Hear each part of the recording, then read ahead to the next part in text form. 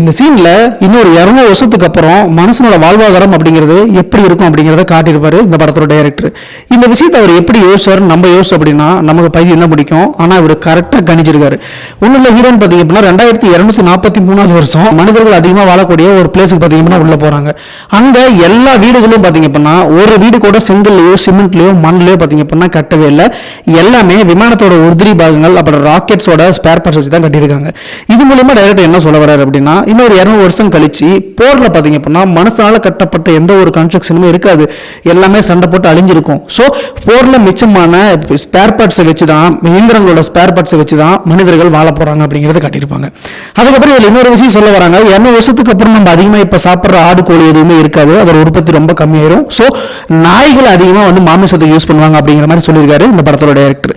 இந்த மாதிரி இன்னும் 200 வருஷத்துக்கு அப்புறம் இதுதான் நடக்க போகுது அப்படின்னு உங்களுக்கு தெரிஞ்ச விஷயம் இருந்துச்சு அப்படின்னா கமெண்ட்ல போட்டுப்பாங்க.